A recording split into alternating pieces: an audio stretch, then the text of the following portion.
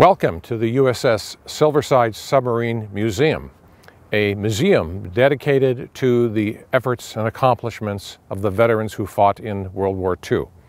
The museum behind me is a 15,000 square foot facility. We are located at 1346 Bluff Street in Muskegon, Michigan, very close to Pier Marquette Park, and of course, right on the channel that connects Muskegon Lake to Lake Michigan.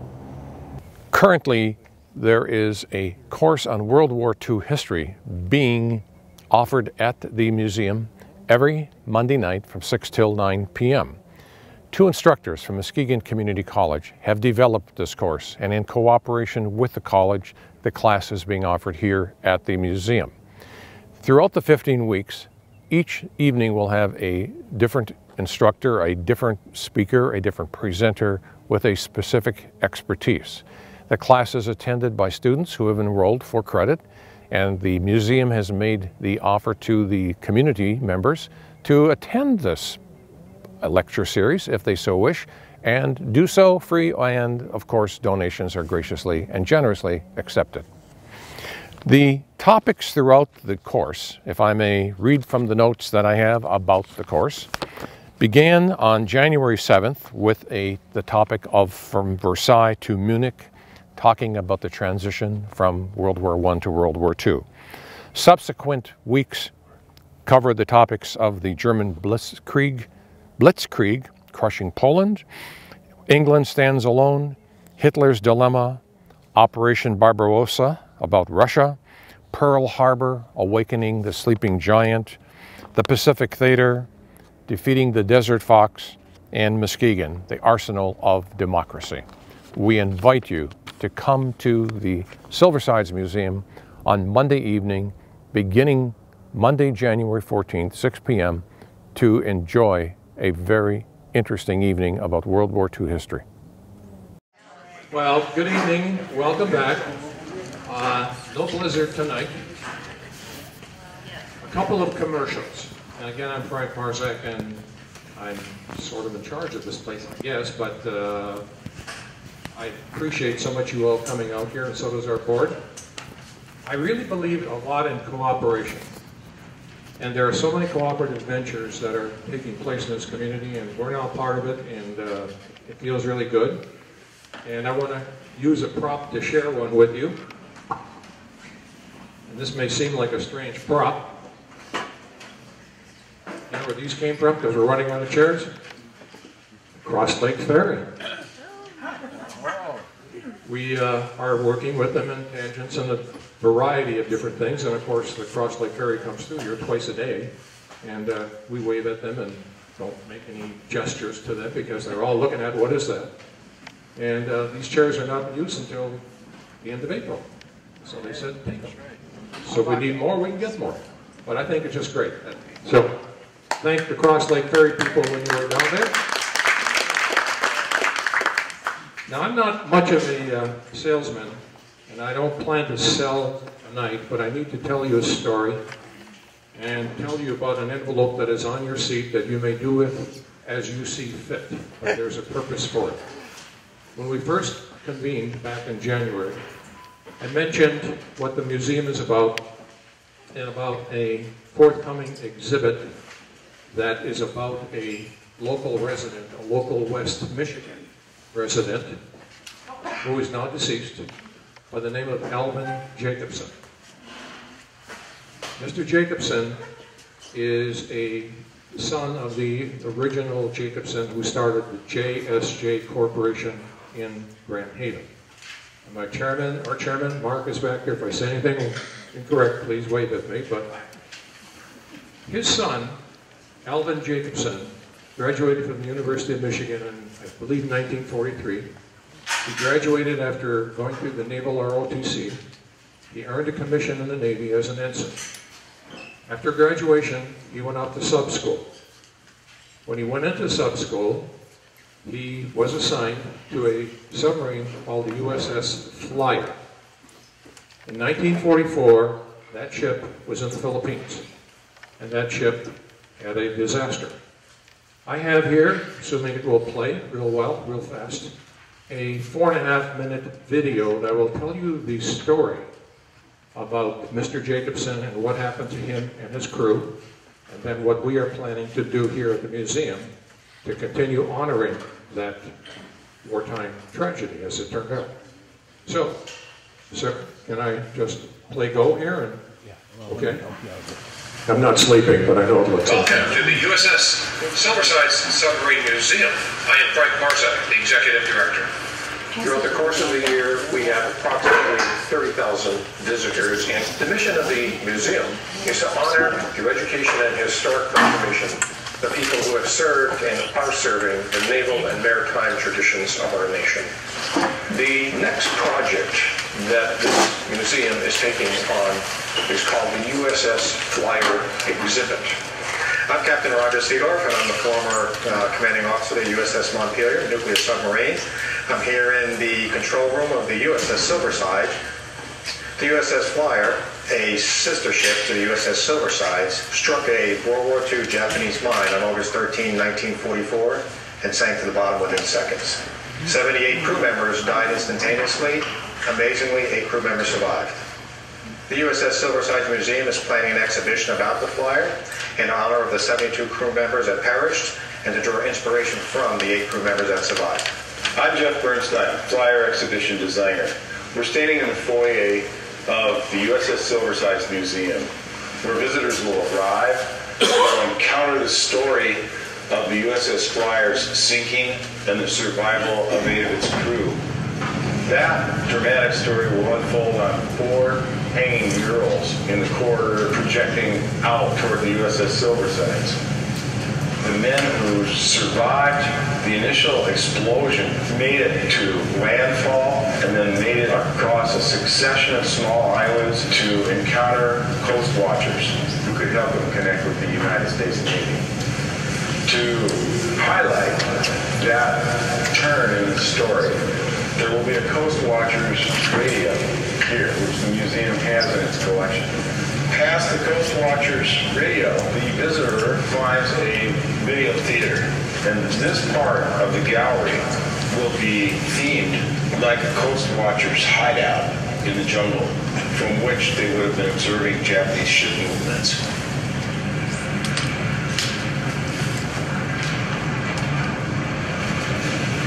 We went to what we call semi-submerged. So I was on what we call the cigarette deck. You could see land on all 3 sides of it. We were about 1.5 miles from Cameroon Island. We hit the mine. We're going at 15 knots and the bow wind just drove it right straight down. Visitors are invited after the video to explore the Silversides to see what a sister ship to the Flyer was like, what it was like inside and out. And that is one of the feature experiences here at the museum. Visitors come back into the museum through the same doors, but now they're in a gallery that looks into the real workings of the Pacific Subfleet during World War II. The centerpiece of this room recreates the bridge and cigarette deck of a Gato-class submarine at full scale. I think this exhibition of the USS Flyer being planned and museums like the USS Silverside means a lot to people, submariners like me, who have dedicated their lives to serving this country. And I also think it's a great thing so that people can see exactly what sacrifice was made and what contributions that submariners made to the military and to the United States over time. you could be a part of this. Your contribution would ensure that this effort is never forgotten. Our plan is that by May of 2013, a full exhibit honoring the USS Flyer and those on the internal patrol, as well as those who are still living, will be completed. That gentleman in the film, of course, was Elvin Jacobson. Upon his return back to this country and successfully surviving the war and remembering what happened, I believe by his own words he used the word obsession to find the submarine. he had a pretty good idea where it was. A team of divers was commissioned to find and search for this submarine, and they found it. They found it in these straits within the Philippines, at about 300 feet of water, and they dove down there, as I recall, reading various books about it, that their length of stay was like 12 minutes, even with different gases, I believe. And they found it. They had to prove that it was the Flyer, and over a period of a couple of dives, they did find it, and the U.S. Navy did formally admit or prove or agree that it was the USS Flyer. The Flyer was found in 2009. Unfortunately, Mr. Jacobson passed away before his dream was realized. He passed away in 2008. In 2010, the U.S. Navy said, that is the Flyer. So it rests in peace. Again, he was one of 15 who were above board at the time when they hit the mine, blown off. 8 of the 15 survived the water, the swim, the effort to get to land, and the 8 were eventually then rescued. That is what this exhibit is about. And the reason I'm saying this to you today is in our around town and messages and information is that we run across a variety of people who are very interested in this kind of support, this kind of exhibit, to remember the past. And they encouraged us to say, you know what you need to do?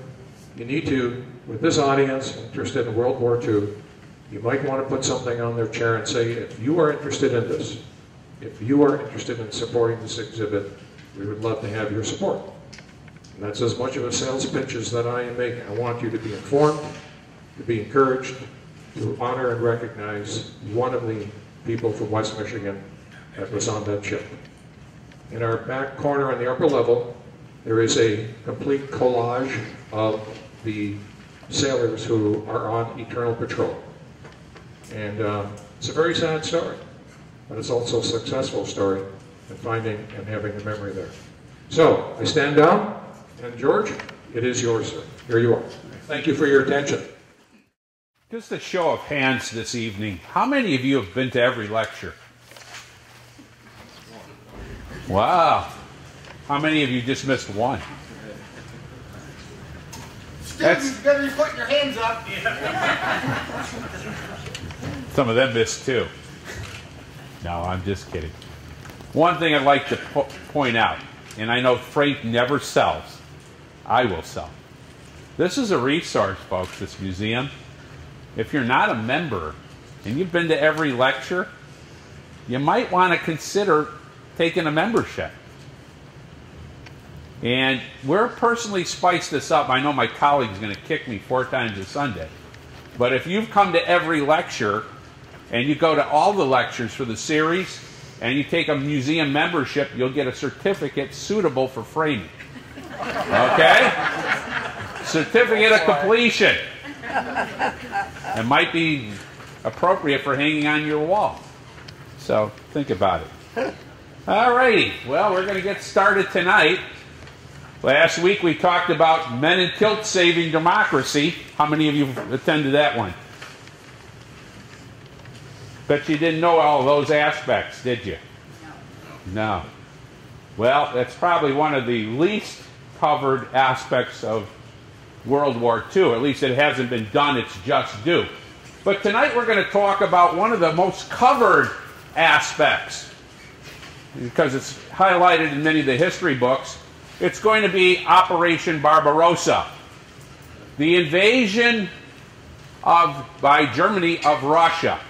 And we're going to talk tonight about this invasion, and I want to frame it into 2 elements. I have 2 words that some of you may recognize and others may not recognize. Some of you may recognize them from your study of Greek myths or mythology. They're words hubris and arete.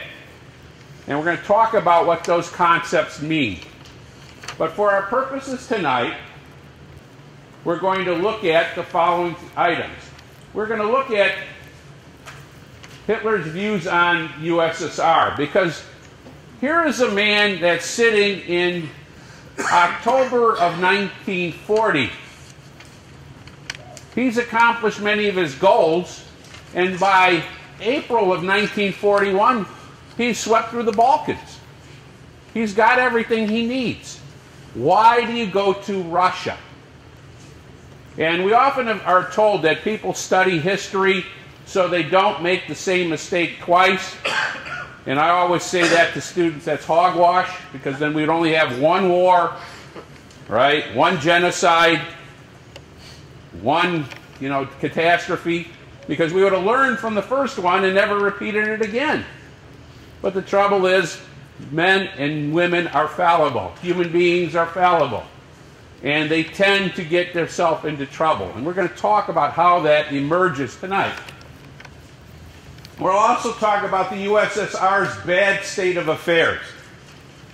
How Stalin may have invited the problem and may have been living in a sense of denial in terms of his relationship to Hitler. And oftentimes we do this ourselves, maybe in terms of our health issues, finance issues, a number of things. We tend to minimize bad news, right? We don't want to hear bad news. We try to put it in better terms because it's easier for us to deal with those terms. And I want you to kind of think about this. You're sitting there as Joseph Stalin. It's 1939, 1940, now 1941. And your relationship to this other despot tyrant is eroding. And you're not exactly the prettiest guy on the planet either, because you've done some of the things that have been unmentionable. And I often say the Nuremberg trials, fortunately the victors don't go on trial, because Joe Stalin probably should have been in the same box as all of the lieutenants of Hitler.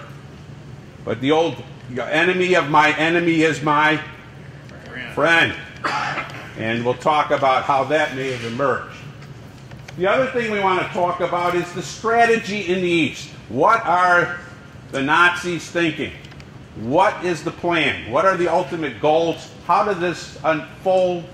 Why was this Barbarossa campaign may have been tactically at the beginning of victory, but how does it turn into such a gross loss by the end?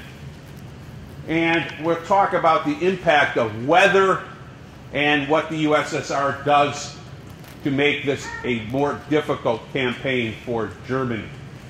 And we'll eventually talk about how the Soviets will counter the Germans and turn the table on them, starting as early as December of 1941, and by April of 1942 have completely begun to reverse the course of the war. So we'll get into all of those aspects this evening. Now, back to those terms. And it's important to understand these terms because I think they unlock some of the mindset that exists between the leaders. One of the mindsets we see is the concept of hubris. Well, the ancient Greeks would define hubris as extreme pride or arrogance, which indicates a loss of contact with reality and the overestimation of one's capabilities. Please keep in perspective this evening. Who is the stronger country in this conflict, even before 1940? Who has more troops? Who has more airplanes? Who has even a greater industrial capacity than the Germans in some respects? It's the USSR. So why does Hitler think that he can roll over Russia? And we'll get into that this evening and what's shaping his mindset. The other one is the concept of arete, living up to one's capabilities and full potential. This includes using strength, bravery, and wit to its fullest. And in the Greek myths, you have many times people that are humans that do extra human things, godlike type things.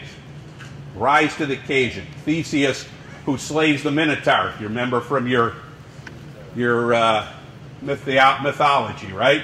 A mere mortal that didn't have the strength, and how does he lock himself into the labyrinth and kill the Minotaur? Well, that's a case of arete, something that we can't always define. And we'll see elements of that when we look at the Soviet response tonight. How arete is going to kick in, especially when the Soviets are losing as many as 600,000 men in 1 week, losing armies. And how can they replace them? And how do you motivate the next group to go out and fight? And we'll look at how Stalin utilizes familiar things that were not in vogue. They weren't things that he was in favor of prior to the German invasion, and how he will exploit them. For example, the Russian Orthodox Church will be an example of this. The idea of a mother country, which is really never discussed very much in communism, because you don't put the country first, you put the ideology first. So we'll talk about those elements as well. So what is Hitler's view on the USSR? Well, if you do a little research, you're kind of struck by the fact that his views are pretty well defined. They're not surprising. They're outlined in a book that he wrote while he was incarcerated after the beer hall push in 1924. He's writing away in prison, Mein Kampf. And he's outlining some of his angst about certain groups of individuals, specifically about the Slavic people. He's also very concerned about socialism and communism, as he feels this is a rising tide of problems. And he talks about this notion of Lebensraum, living room. Why are the Germans so obsessed with living room? Why do they need space? Well, one of the elements that we have to look at is the increasing population of Germany and its ability to continue to feed itself as an independent nation. We probably have dismissed this now in the modern world, where we go to the grocery store and you can shop for produce, and you can go in one aisle and get 20 different countries worth of products. Everything from oranges from Argentina to, I don't know, pineapples from the Philippines and everything else, and you think this is a normal state of affairs. However, back in the 20s and 30s and 40s, the notion of independence meant that you had what? The ability to produce enough to feed yourself, to sustain yourself. Nobody wanted to be interdependent. We've kind of relaxed that view. Today we can't find hardly a thing that we make anymore. We kind of decry. If you look for a shirt, you can't find a USA shirt anymore. You can almost think it's a novelty. Buy two of them. That wouldn't have been the case in this period of time. Strength is viewed by independence. Ability to produce, not only agriculturally, but industrially. And this is something that Hitler has on his plate. And eventually we're going to see, beginning in 1940, this idea of the concept of the new order, which is going to be a racial component. Now notice that he doesn't believe very much about, or very well about, the Slavic folks. This idea of inferiority. He calls them Untermenschen, under people, inferiors. Why are the Slavs viewed as inferiors? Because they're direct competitors to whom? Germany. They possess some of the better land to the east. They're a growing concern. And Hitler realizes that this is not the Russia of old. This is now the Soviet Union of new, which does things in a different fashion. Clearly, if you're looking at the lay of the land, through the 1930s, Stalin is on a rapid industrialization program. Forced 5-year plans, changing the economy of the Soviet Union so it can produce industrial products, collectivization of farms, and how does he deal with dissent? He sends people away, kills them, and he's not apologetic about any of this. He really leads through a very brutal style of leadership. This is not just an easy deal. He forces his will on people. And likewise, this is almost like a reign of terror, almost reminiscent of a previous time in history, like the French Revolution, where people are fearful to really say what they feel or to act on what they feel. Because you have a person that is obsessed with power and has the mechanism for power. Remember that in this particular case, Stalin has risen through the ranks representing what segment of the Communist Party? The proletariat. Well, he's not the proletariat. He's representing the Communist Party leadership. Whereas the other element was controlled by Trotsky, who was in charge of the Red Army. Well, what happens to Trotsky by 1929? He's forced him out of the country. Trotsky is still alive in 1939, 1940. Does anybody know where he's hiding out? Mexico. And he's assassinated by, allegedly, the secret police, the Soviet secret police. Pickaxe to the head.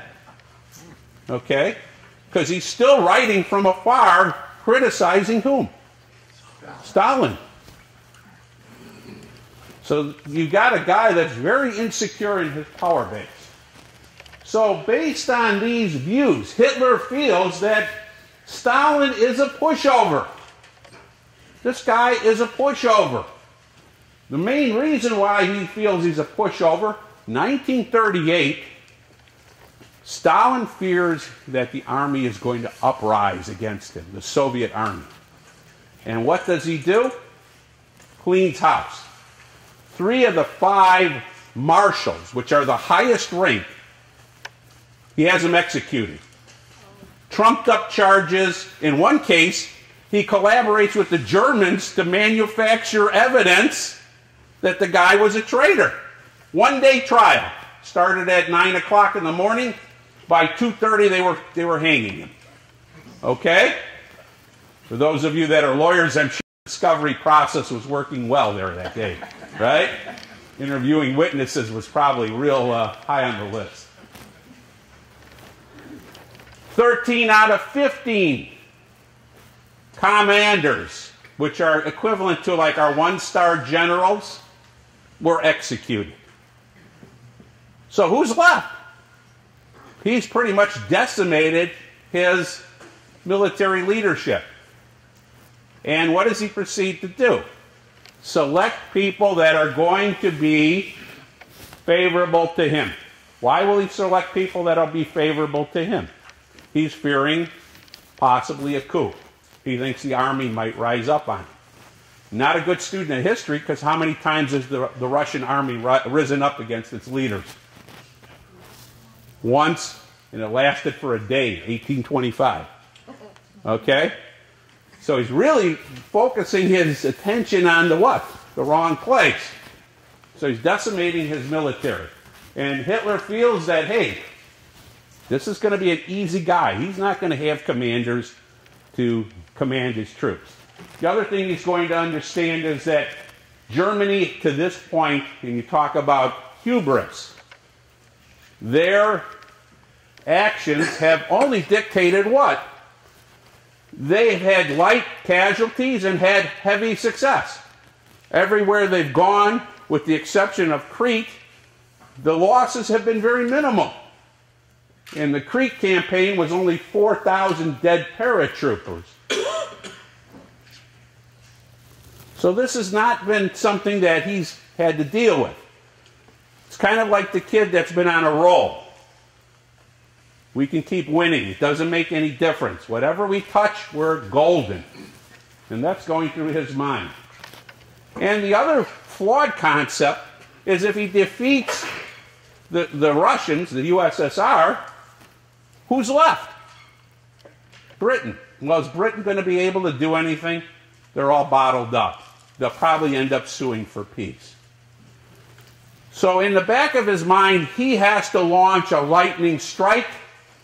He can campaign. It's got to take no more than 6 to 8 weeks to do this.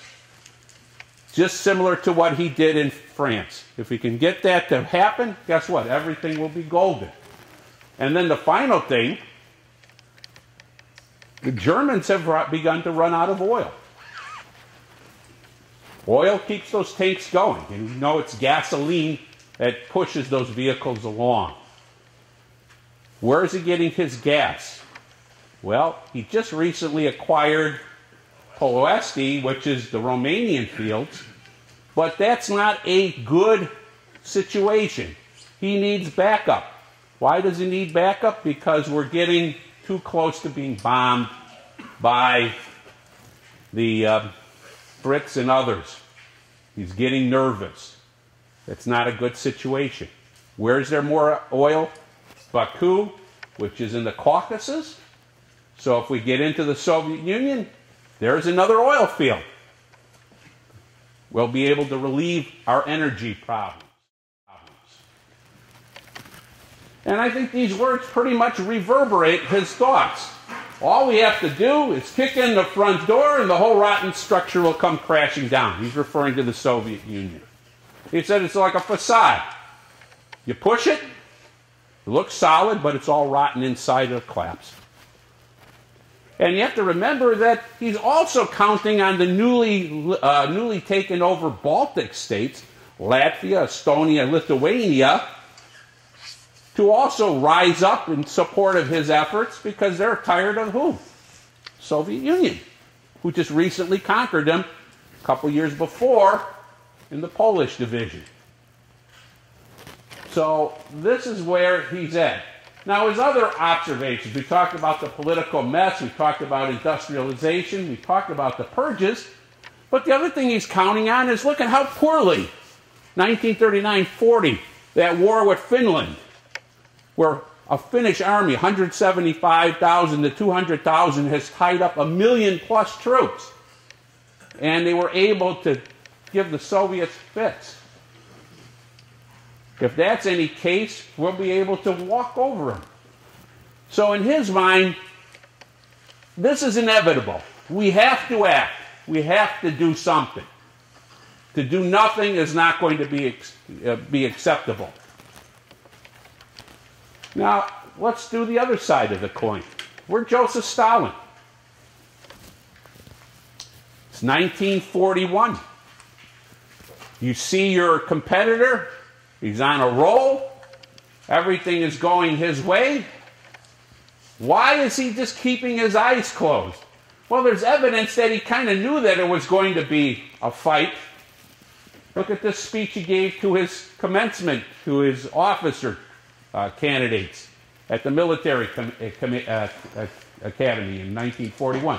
War with Germany is inevitable. If Comrade Molotov can manage to postpone the war for 2 or 3 months, that will be our good fortune. He's looking to buy time. Why does he need time? Officers are still green.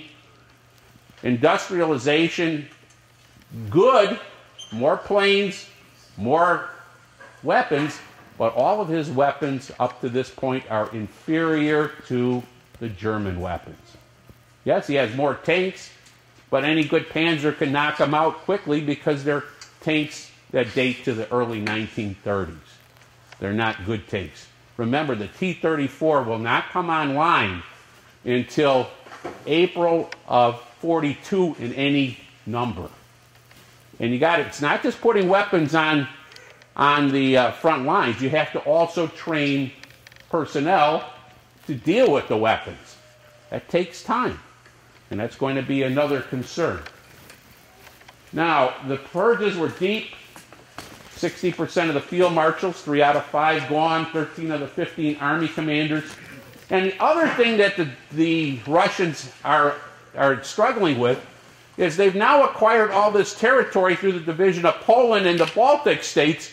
They've moved up their lines. They've taken 170 divisions of men and moved them quite literally west by 200-300 miles. Well, if you know anything about it, and many of you serve, if you move your people out of their natural fortifications and their barracks and you put them into a situation where they're living out in the field trying to establish new fortifications and camps, it takes time. And it displaces people, and it's going to be a concern. And this is going to be a problem. Now, was there anybody talking rationally to Adolf Hitler about stopping this? Oh, yeah. There's division within his general staff about the necessity of an invasion of the Soviet Union. Why would you want to do this? They keep talking. The Keegan book, if many of you have been following along, talks about this 1812 factor. All of them are looking back to who? Napoleon. And the debacle of too long a campaign and doing it at the wrong time of the year. Remember, this campaign, Barbarossa, is supposed to take place in May of 41. It doesn't kick off until June 22nd of 41. Well, you know, you live in a temperate climate here. Closer we get to 4th of July, you might as well say half the summer is already what? Gone. And you start looking towards fall and winter very quickly. And then we're going to talk about climatically, unlike our climate now, things have changed. Winter was winter and fall was really fall. It wasn't this Indian summer where we get, 70s to November type of thing. And we'll talk about how those weather conditions play into fact here. And he was getting opposition, primarily from the specialty units. The Navy and the Luftwaffe, the Air Force, are opposed to this. Goring and Raeder don't want to become involved. Goring calls occupying the Soviet Union like a sinkhole. Economically, he says, we can't afford to do it. It's just going to be a big morass for us. Raeder believes that it's just a wasted effort. Well, why? Militarily, what role would the Navy play? None. This is going to be a land war.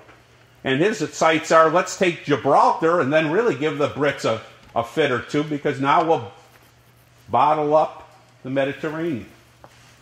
So this is a real concern for some of his staff. Now, are they brave enough to keep articulating? After a while, the Fuhrer decides, the Fuhrer gets. Remember, who's the charismatic leader? Now, why is Stalin ignoring the signs? Because clearly he's being tipped off. This is not just happening under his nose. The Germans are building up starting in late August of 1940. They're moving units up into Poland, East Prussia, and other places in anticipation of the invasion. Why do they keep closing their eyes? The other thing is, the British know that they've cracked the Ultra Code, and they know that there's an invasion going to happen. And they keep telling him, wake up, wake up, wake up. Well, sometimes we don't always accept good news or bad news. And the bad news in this case is knowing the inevitable is probably going to happen. What is Stalin's response? Keeps trading with the Germans. Keeps dialoguing through Molotov with Ribbentrop, trying to find some common accord. I told you about the incident in October of 1940. They're sitting in Berlin, and Ribbentrop is even trying to persuade Molotov, hey, join up with us and we'll attack the British and we'll divide up the booty. And they're sitting in a what? An air raid bunker being bombed. And Molotov turns up and looks at him and goes, "Whose bombs are those?" He says, "The British." That was pretty much the end of the story, right? If you're winning the war, you're not being bombed. That's it, at least in his thoughts. The other thing is, the Soviet Union is not willing, unlike Germany, to really take the fight at this point. This is not their fight yet. They're also worrying about what is going on in the Pacific. Who's out there menacing them? Japan. And what has been the success rate of the Japanese versus the Russians? Who won the last time? Japan. It wasn't even a good fight. Sunk almost the entire Pacific fleet of the Russians in a very short order. So they're fearful. If we move troops from east to west, we leave ourselves open. The back door is open. So this is kind of a concern. He's looking at both elements.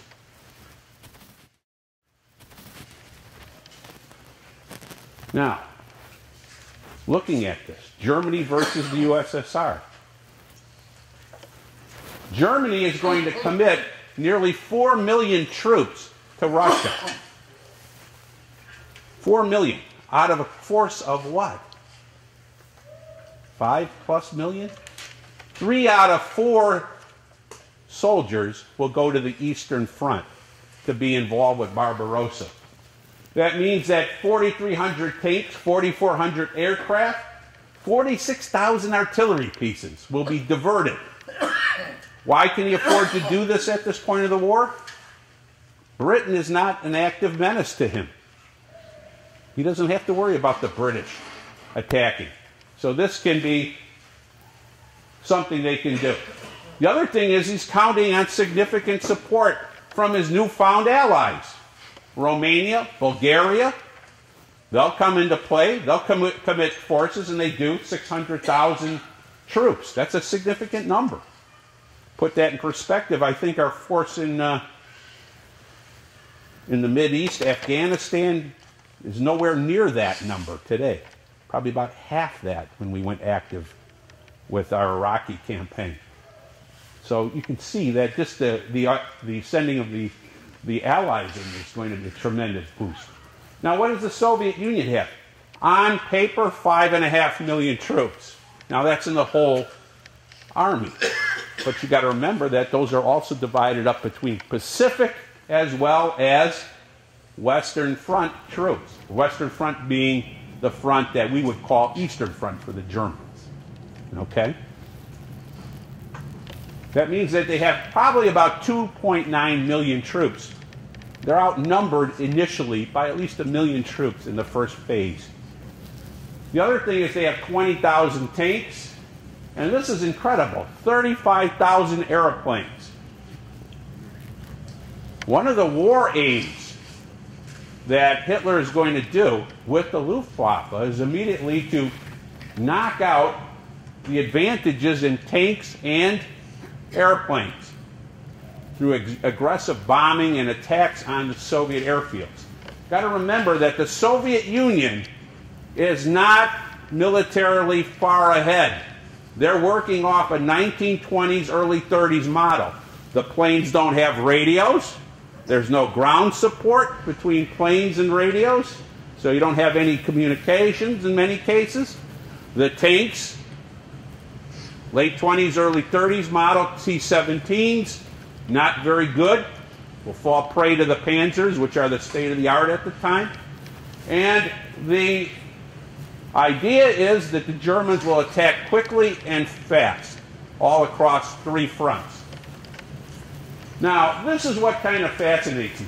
This is May 1941, before Barbarossa is enacted. All the dark places are what? German or Axis-controlled. You only have Cyprus, Great Britain, Iceland, and Gibraltar. That's left. Why take on this big nemesis? Could you have done something different? And that's the question that historians keep having. Why did Hitler keep thinking that he could subdue this? Well, that's part of the problem. Your hubris tends to kick in. He's treating these people as what? Inferior. They're not going to be able to fight. They don't have good leaders. They're cowards. We're better fighting men. We've demonstrated that for now 2+ years. We should be able to run right through these guys in close order, fast. He's planning a campaign 6 to 8 weeks long. Well, 6 to 8 weeks, end of June, July, August, wrap up by when? September. Still warm in September, isn't it? At least the first couple weeks. So the issue he's going to face is, logistically, how do I get my troops and my supplies from Germany into Russia? Because what do we have in terms of rail networks in Russia? There are none, or very few, and they're of different gauges. And the trains that run in Germany can't run in Russia because the tracks are different sizes, wider or narrower. And that becomes a problem. They didn't standardize railroad equipment back in the day. So each country, you got to the end of the road to your border, and then you had to change trains and catch the next guy's train. And that's the only way you can get massive products to the front. Otherwise, if you're looking at the next best thing, what are you looking at? Trucks. And that means roads. Well, how many of these roads are paved roads? Remember that Hitler is lauded for developing the Autobahn, the first superhighway, which is paved. What do you think is in Russia? We're talking dirt track, two-way tracks that are going to be seasonal roads. That means summertime they're hot and dusty, springtime they're muddy, and then in fall and winter probably the sea of mud or impassable, because once they freeze again, you got all kinds of ruts, and vehicles at that time weren't very good about running over rutted roads. So it's going to be a problem. The Germans will employ 500,000 horses for logistics. 500,000 horses. And in the Keegan book, they talk about these horses. You've been following along. The Germans thought a horse ought to be a big, stocky draft animal, like a Clydesdale, you know, so he could pull lots of wagons and lots of stuff. Well, the Soviets, they had these little scrawny horses, right? But those little scrawny horses would eat anything. And pound for pound, they could outpull the German horses. And as the war kept unfolding, the Germans lost more horses. They had greater difficulties keeping the front supplied. Now, what other things are going into this? Germany is feeling material shortages. We talked about the fuel issue, but there's also mineral issues that are going on. They need magnesium. They need other things. Well, the Soviet Union has them. How do we get to those? And that's going to be something. So, if you can defeat the Germans, the Germans could defeat the Soviets, they can get the minerals, they can also demobilize, because now you've knocked out your biggest competitor. You don't have to have as many troops standing up right now.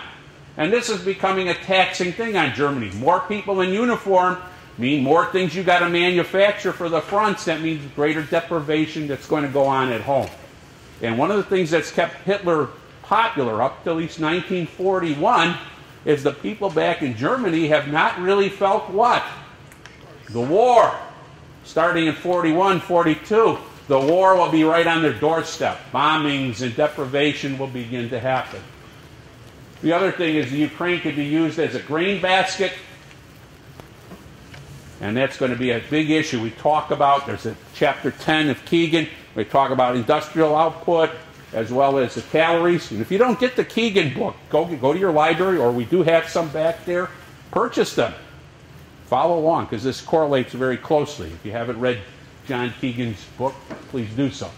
And the defeat of the USSR could be a potential of all kinds of slave labor. Move these people back to Germany. They can work the factories while we take the boys and men from the factories and put them into the what? Army. So So they'll backfill as labeled. Talk about the defeat of Britain and also the oil fields and also the consolidation of Romania and Finland. Now Finland, interestingly, they don't give it up. Remember, they've been defeated in 40. As soon as they find out the Germans are going to attack again, they don't become allies, they become cold belligerents.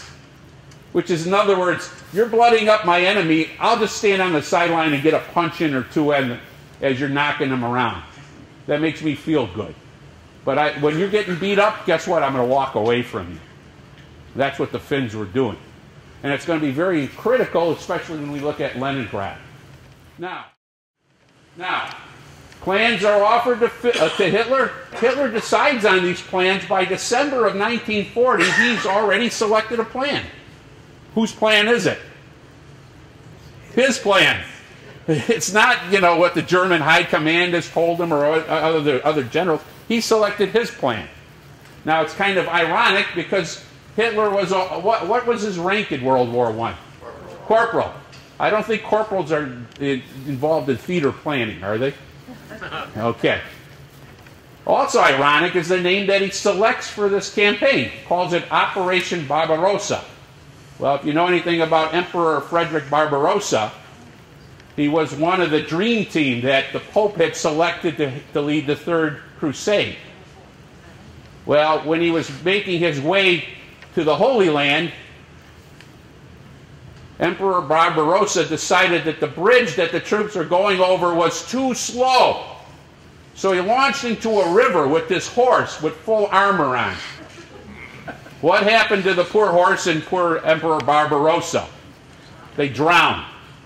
And the troops from the Holy Roman Empire were in such disarray that they couldn't continue the war and had to go back home.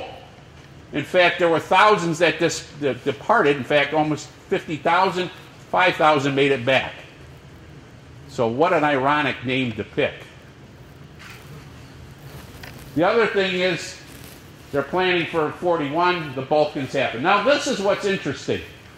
Russia is building up consistently. January of 39 to June of 40, which is about 2 years and a half, they've increased their units from 131 divisions to 316.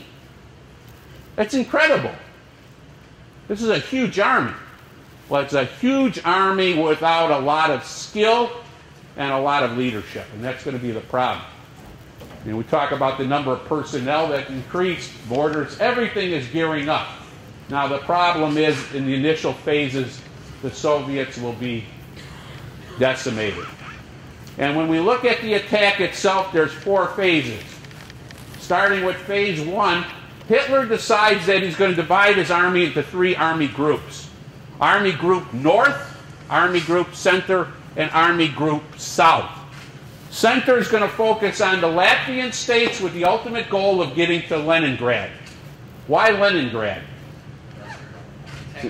It's industrial, and it also has historical importance to who? Soviet Union. Why? It used to be the former what? Capital of the Tsar's Republic. Or not Republic, but Empire.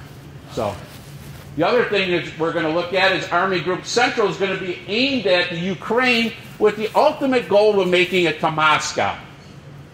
Cut right through the center. Go right through the flatlands, beeline to Moscow.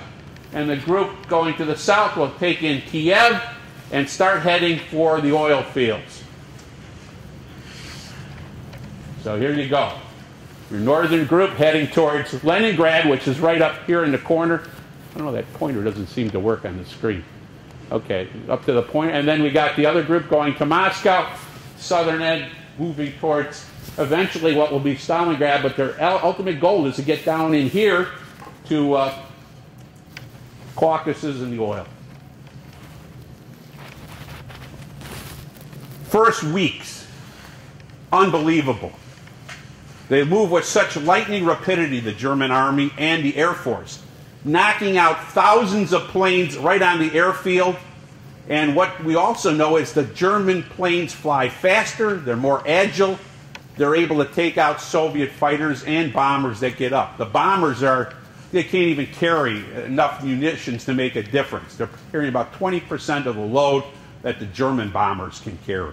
So it's really not a comparable fight. The Germans use a very unique plan.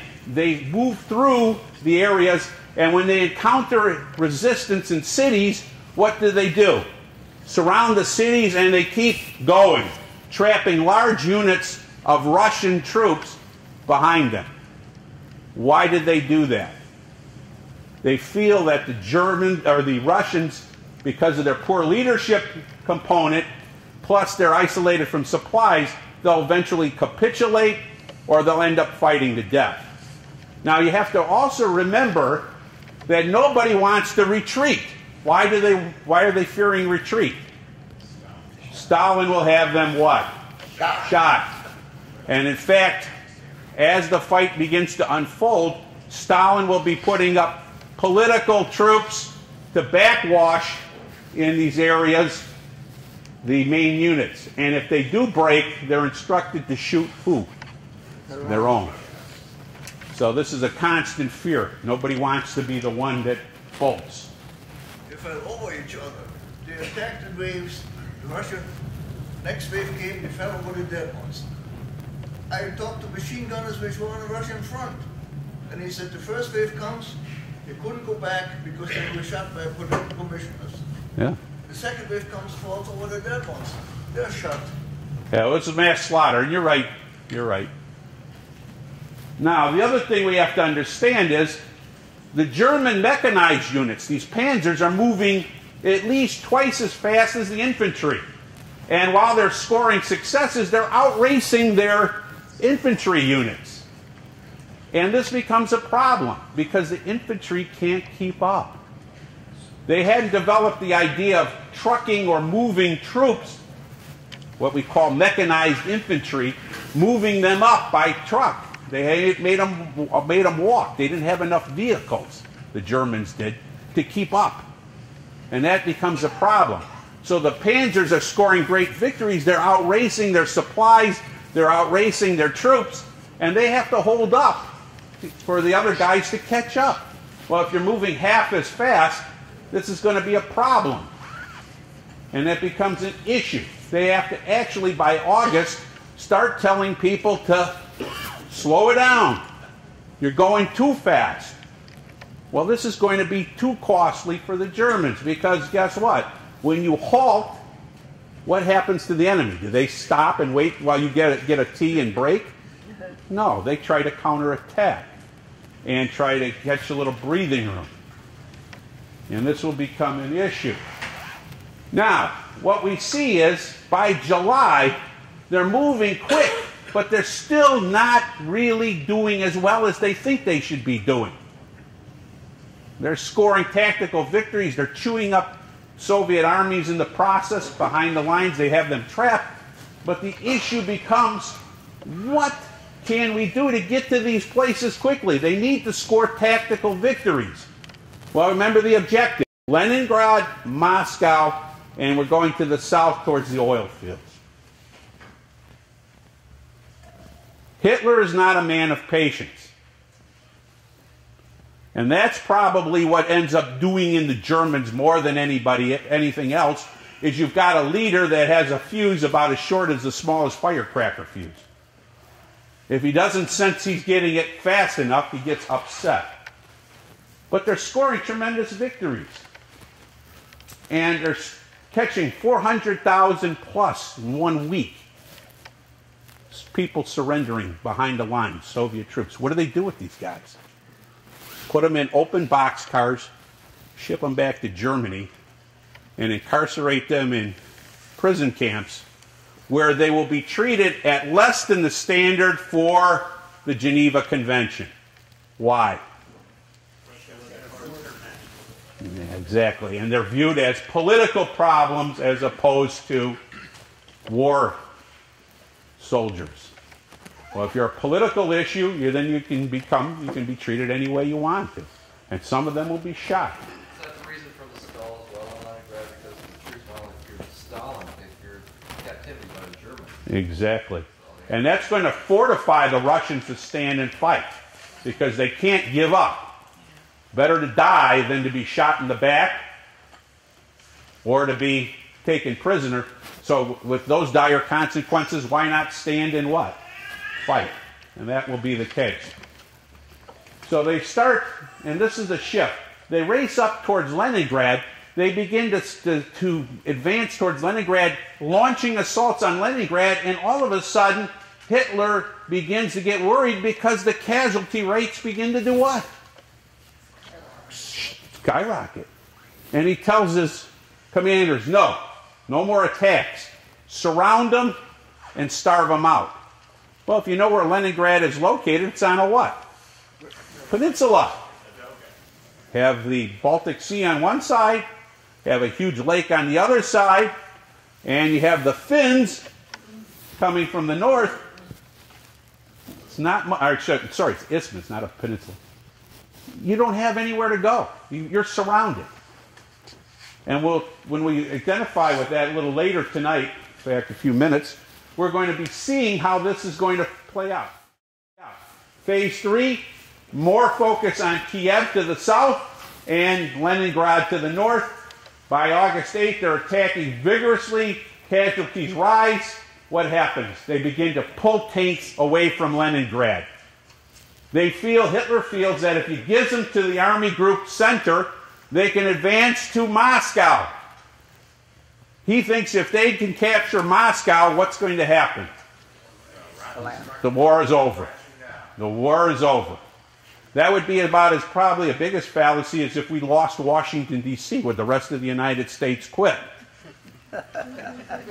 Some of us might be relieved.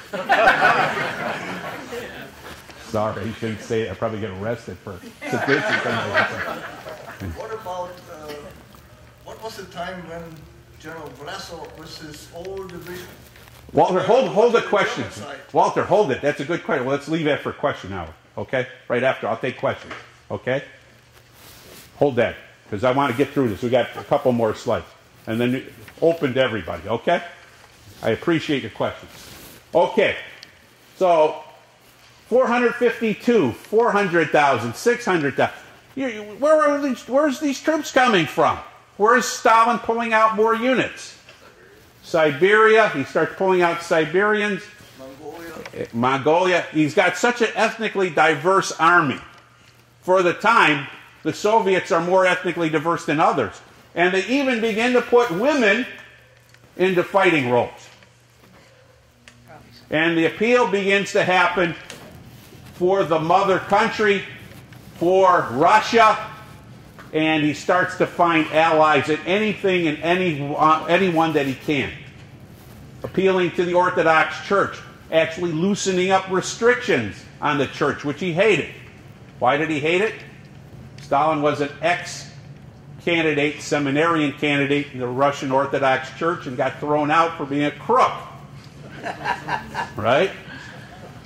And he had great apprehensions about it. Now the problem, though, starting in mid-September, weather is changing. Germans are still in what?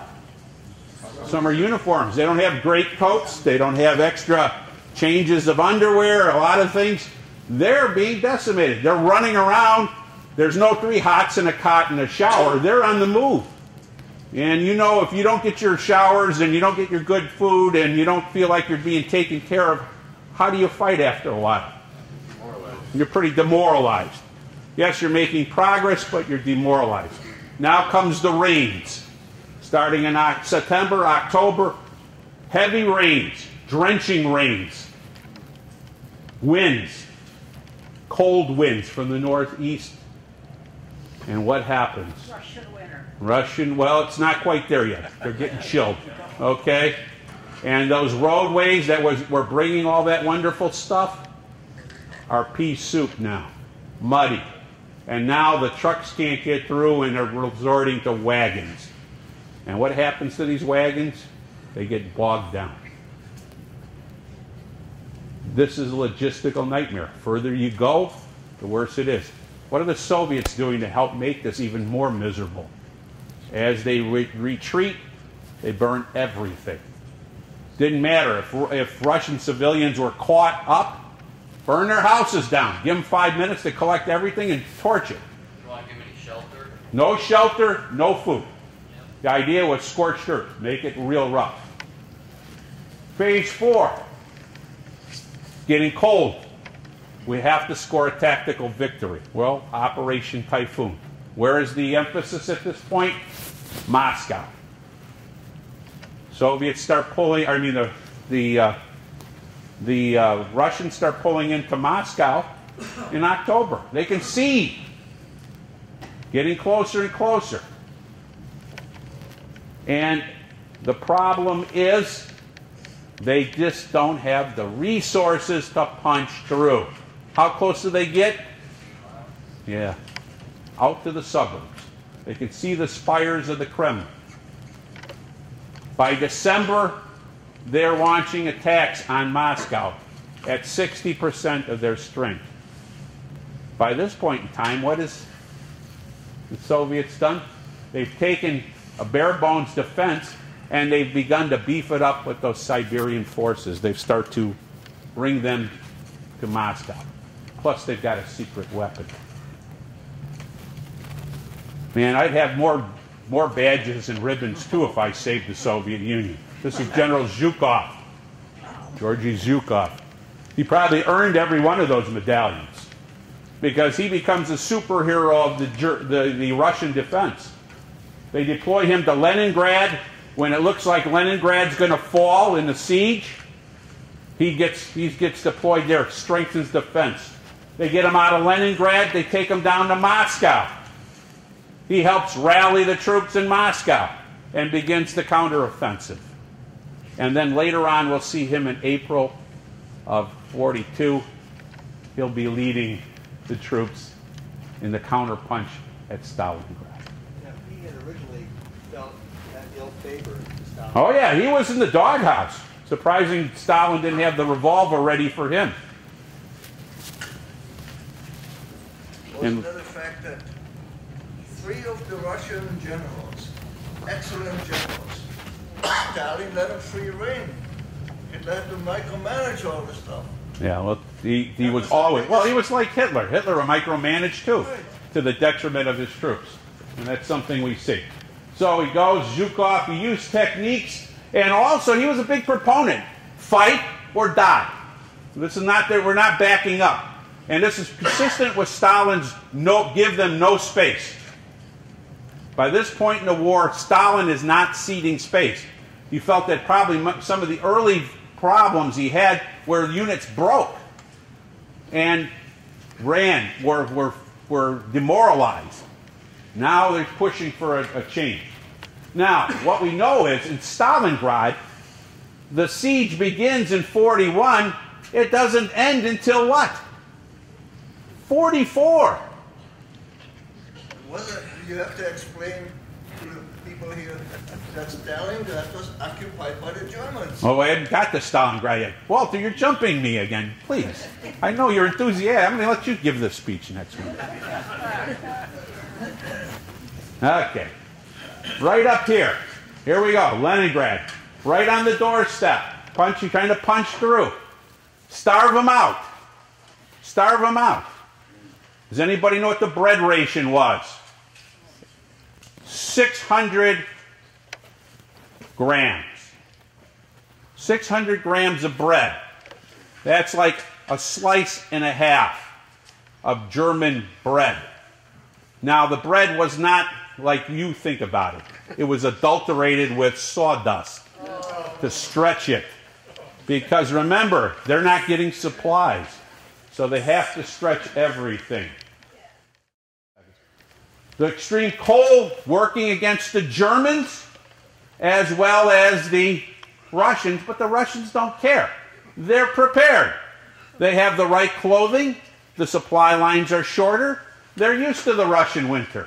The German kids are not. Famous speech in 1941 by Adolf Hitler, he begins to start to assess the problem, and he blames what for the ultimate failures of this? It's the winter. The winter killed our guys. They're not used to 32 below, 40 below. Well, I wouldn't be used to that either, especially if I'm fighting in a summer overcoat. Who wears overcoats in the summer? Well, summer uniform, light cotton uniform, right? So the Soviets begin their counteroffensive starting in December of 41, and slowly we begin to see a movement back. Now, let's focus on the siege of Leningrad, because Leningrad is highly important. I know we focus a lot on Stalingrad, and we'll get to Stalingrad in just half a second. I don't want Walter to get upset with me. He might want me to go over time. Average Russian, living 600 calories a day, 130,000 people die in 2 months in one city. No heat, no fuel, rations are limited, people start to resort to cannibalism. There are no cats, there's no dogs, anything that could be consumed has been eaten. And the bread, which is the main staple, if you eat too much bread, folks, and you don't eat anything else, what happens to you? Not only stopped up, but you get scurry. You're tough. You're malnourished. There you are. That's a guy. In his hand is the food for the day. That's the bread I'm alluding to. Take a look at him. I think the picture tells you the story.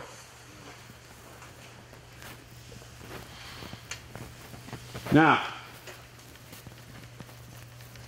Germans can't break through. The Soviets, this is defined. Heck, these people should have quit, right? What makes them persist? When you have to fight for your life, you do some real odd things, don't you? You'll go when you probably should have quit 12 times over. This is Leningrad. Same thing with Moscow, the defense lines. Stalwart. They're a lot of times facing far superior forces in terms of technology and such, but they hold their own. So what does Hitler have to do? He's realizing that he can't break through. This is not working. So in August 23, 1942, he's got to throw a Hail Mary pass. This campaign is not working. Let's be honest.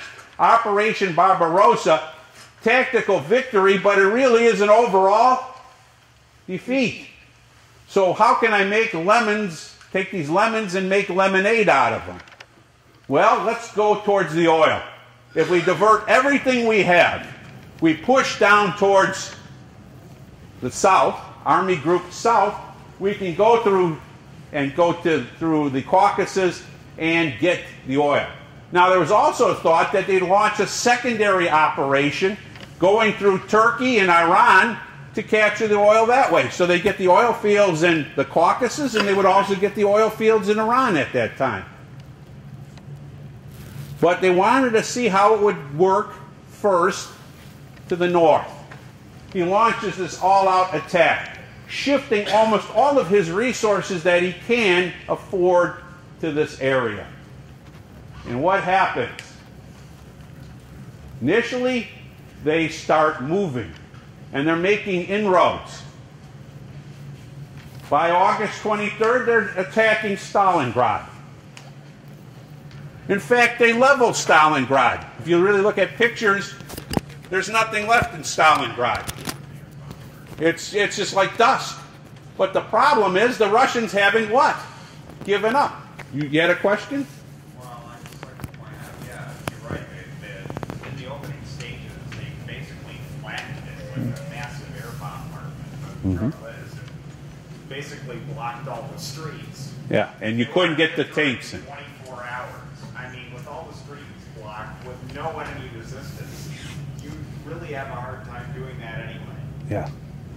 And now you have to fight house to house, building to building. And how does this work? It is hard, as we found out in some of the places where we fought in the Middle East, going house to house. That's the least preferable way to fight. And that's going to be a problem for them. By November 19th, what happens? The Soviets begin counterattacking, the front begins to deteriorate, and the 6th Army starts to feel like it is trapped, or going to be trapped behind the lines.